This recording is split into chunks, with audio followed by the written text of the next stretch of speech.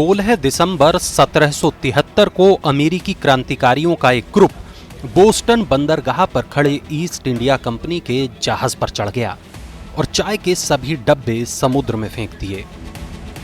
आज के हिसाब से अंदाजा लगाया जाए तो उस चाय की कीमत $10 लाख के बराबर थी।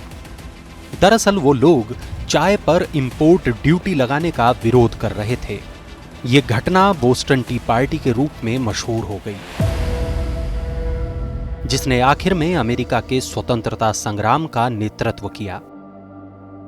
इसके बाद 1776 में अमेरिकी उपनिवेशों को ब्रिटिश राज से आजादी मिल गई। उस दौर में अमेरिकी कॉलोनियों में आयात होने वाली चाय पर टैक्स लगाया जाता था। इतिहास में ऐसे ही अन्यायपूर्ण टैक्स के खिलाफ विरोध के कई किस्से हैं। गैर मुसलमानों पर जजिया कर की तरह जनता के एक वर्ग पर लगे भेदभावपूर्ण टैक्स ने अक्सर बड़े बड़े साम्राज्यों का समर्थन आधार कमजोर किया है, लेकिन अमेरिकी क्रांतिकारियों का ये विरोध एकदम अलग था। इस मामले में अमेरिकी जनता टैक्स की ऊंची दरों का विरोध नहीं कर रही थी। उनका प्रतिरोध तो टैक्स लगाने के अधिकार के खिलाफ था। बोस्टन टी पार्टी से पहले अमेरिकी जनता के कड़े विरोध को देखते हुए ब्रिटिश सरकार को बार बार टैक्स प्रस्ताव वापस लेने के लिए मजबूर होना पड़ा था। अमेरिकी जनता का दावा था कि ब्रिटिश संसद में उनका कोई प्रतिनिधित्व नहीं है।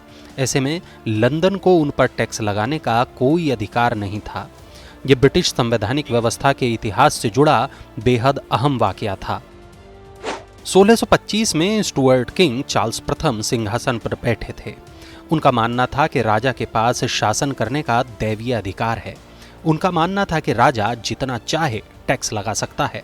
ब्रिटिश संसद को यह पसंद नहीं आया। आखिरकार इसी वजह से इंग्लैंड में गृह युद्ध हुआ, जिसमें चार्ल्स को हार का सामना करना पड़ा। चार्ल्स ने संवैधानिक राजतंत्र को स्वीकार करने से इनकार किया तो उन्हें मार दिया गया। प्रदर्शनकारियों ने राजशाही भी खत्म कर दी और एक राष्ट्रमंडल की स्थापना की। हालांकि बाद में राजशाही बहाल कर दी गई, लेकिन संसद में वास्तविक ताकत आ गई थी। ब्रिटेन एक संवैधानिक राजतंत्र बन गया। इस संघर्ष के प्रमुख परिणामों में से एक बिल ऑफ राइट्स था, जिसकी शर्त थी कि संसद की स्पष्ट स्वीकृति के बिना कोई भी टैक्स नहीं लगाया जा सकता या सार्वजनिक खर्च नहीं किया जा सकता था। अंग्रेजों ने इसे लोकतंत्र के सार के रूप में स्वीकार किया, लेकिन इसे अमेरिकी उपनिवेशों पर लागू करने से इनकार कर दिया। ऐसे में अमेरिकी जनता की मांग थी कि ब्रिटिश नागरिक के रूप में वे भी उन अधिकारों के हकदार हैं जिसमें बिना प्रतिनिधित्व दिए टैक्स तय नहीं कर सकते भी शामिल था। हालांकि अंग्रेज अपने उपनिवेशों में टैक्स लगाते रहे, जैसे उन्होंने भारत में नमक पर टैक्स लगाया। इसकी वजह से गांधी जी ने प्रसिद्ध दांडी मार्च और नमक सत्याग्रह शुरू किया। बोस्टन टी पार्टी और उसके बाद के घटनाक्रम ने स्पष्ट रूप से टैक्स और सरकार में नुमाइंदगी को आपस में जोड़कर आधुनिक लोकतांत्रिक व्यवस्था के आधार के रूप में स्थापित किया गया।